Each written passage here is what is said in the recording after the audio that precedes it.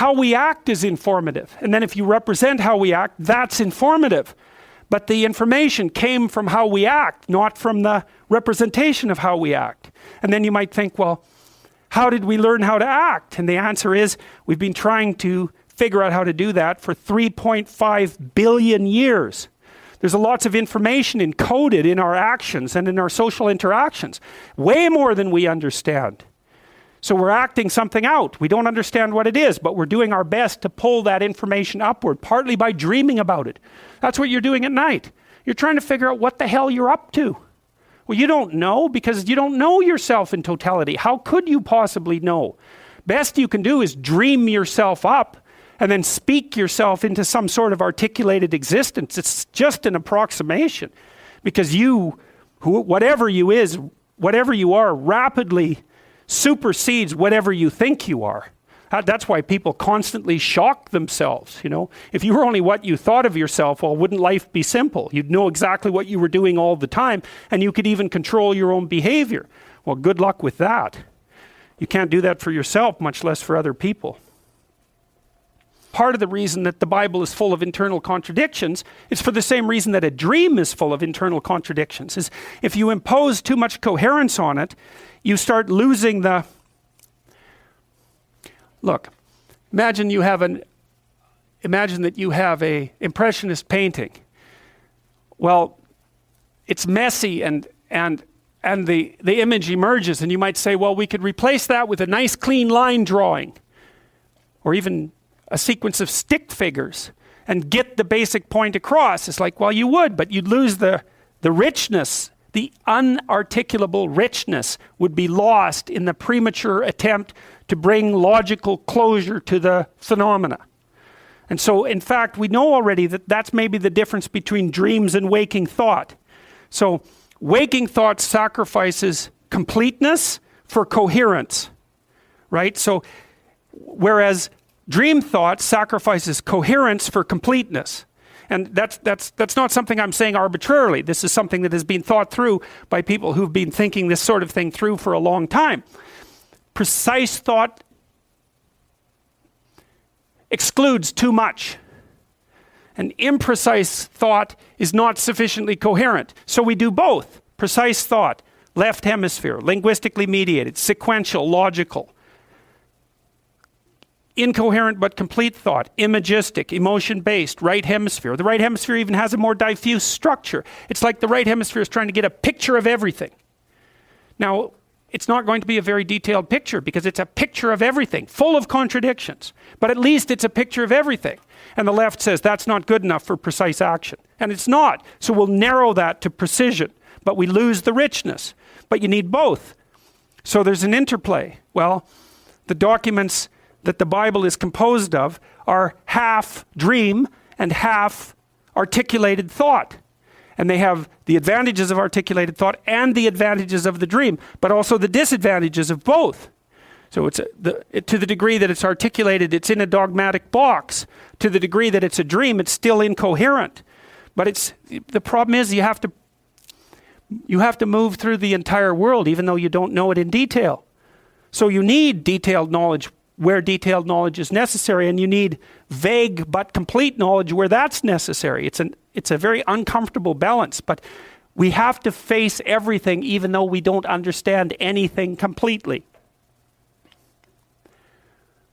So Jung studied Nietzsche in great detail, and he was particularly interested because Jung had his finger on the central problems all the time. Right, because he was a great psychologist and he was listening to what people said, and he was a staggering genius as well. And so, like Nietzsche or Dostoevsky or Solzhenitsyn, he was that kind of prophetic type, I would say. And he understood as well, perhaps, what was wrong with Nietzsche's formulation, the idea that people could only create their own values, and that's what would replace the foundation that was now lacking under Western civilization itself. And he came to his conclusion, I would say, through Freud, because Freud started analyzing parts of the human cognitive process and content that people hadn't attended to before in any great detail, and that was primarily dreams. The idea of dream analysis, I suppose, is one of perhaps Freud's major contribution to modern Western thought. The idea was there was something to dreams. And I suppose what Freud did is said, hey, look, isn't it strange? We have this whole other form of thought that we engage in at night, and it speaks in a language that we don't really understand. And so what the hell is that?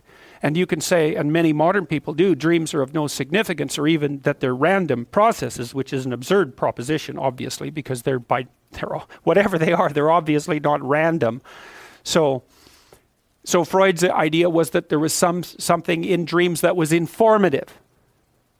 So now he had a method for extracting out from the dream what the dream purported to represent.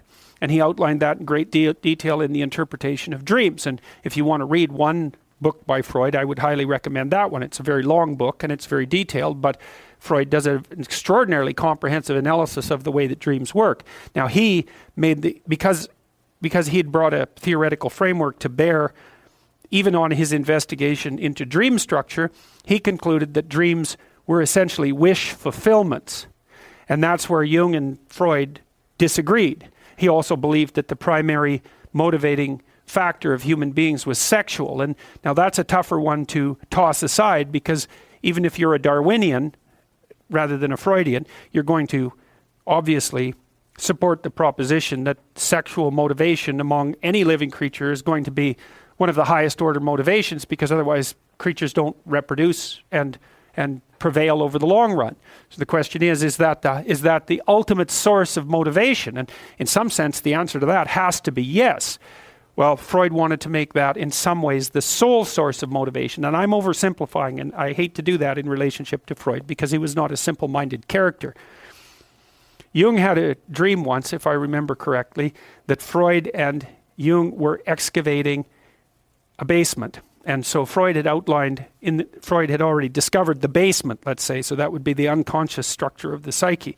And Jung broke through into another basement that was a multi-chambered place, so many, many, many rooms. And I suppose what drove Jung and Freud apart was Jung's proposition that there was a hell of a lot more going on down there than had already met the eye. And they broke on the idea that the sexual impulse was primary, roughly speaking. They broke when Jung wrote a book called Symbols of Transformation, which is actually, there's three books that I know of that are sort of like maps of meaning. One is Symbols of Transformation. One is a book by Erich Neumann called The Origins and History of Consciousness. And the third one, well, is Maps of Meaning. They're the same book. They're just like they're trying to solve the same problem from three different directions. They're all attempts to address the same problem. And so Symbols of Transformation was a book that Jung wrote about the fantasies of a schizophrenic American woman.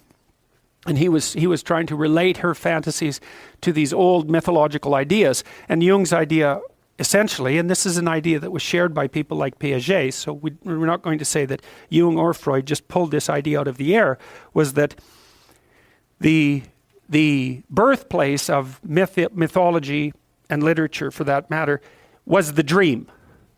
That they share structural, that they share what? Mode of information presentation. And it's a relatively radical hypothesis, but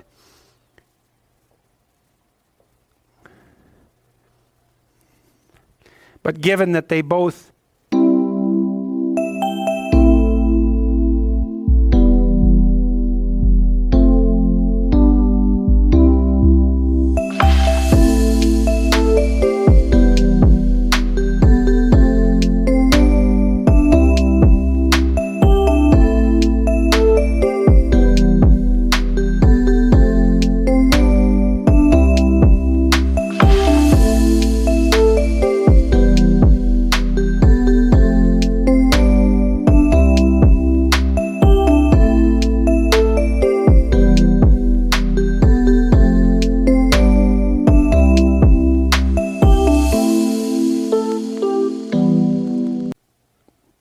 both represent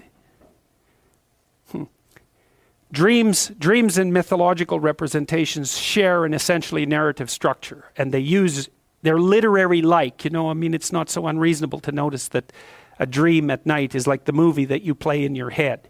And it's not unreasonable to note as well that the dreams that you have at night bear a relationship to the daydreams that you have during the day. It's a form of cognition. It seems like an involuntary form of cognition, though, and that's a very strange thing. So Jung thought about the dream as nature speaking of its own accord, roughly speaking. And so his idea was, well, when you sleep, you dream, but the dream happens to you.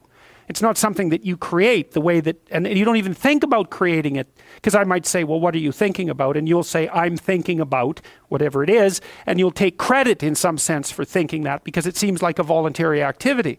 But what happens at night is that you think, but you think involuntarily. And so what Jung would say is that means that something is thinking in you. And that's a perfectly reasonable way of looking at it. And this is one of the things that's uncanny about the psychoanalysts, is they were willing to take their observations to their logical conclusion. There are things that think in you. What are those things? And what are they thinking? And why are they thinking it?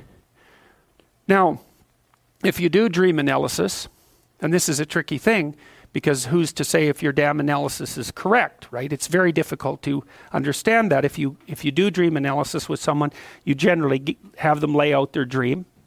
And then you ask them when they're going through their dream a second time. They lay out their dream and you can kind of get a picture of it.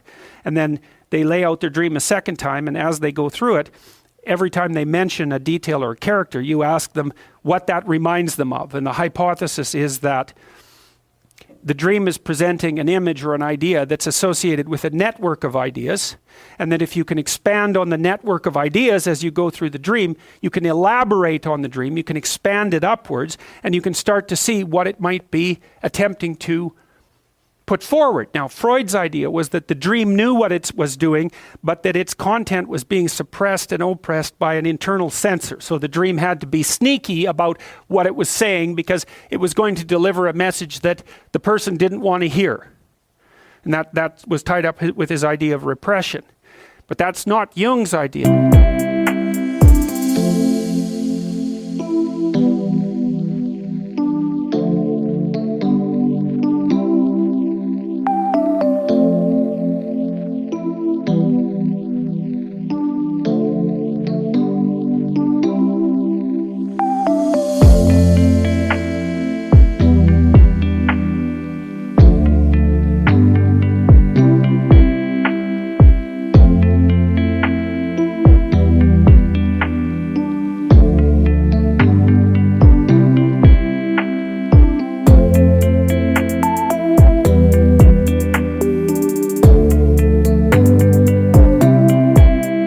See, Jung's idea was different. He said, no, the dream is trying to tell you what it's trying to tell you as clear as it can. That's just the best it can do.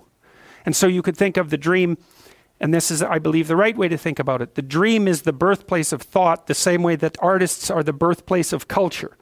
It's exactly the same process. It's that your mind is groping outward to try to comprehend what it has not yet comprehended. And it does that first by trying to map it onto image. And it's doing that in the dream, and it's somewhat incoherent. And well, let's stick with incoherent, because it's not yet a full-fledged thought. It's the birthplace of thought.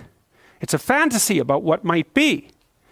And then if you can grip the fantasy and share it with other people, then maybe they can elaborate upon it and bring it into being with more clarity than it would be if it merely existed as the precursor of a thought in your imagination. Now, because Jung's idea too was, okay, you think in words. Where the hell do those thoughts come from? Well, they just spring into my head. Well, that's not much of an answer. They just, pop out of the void?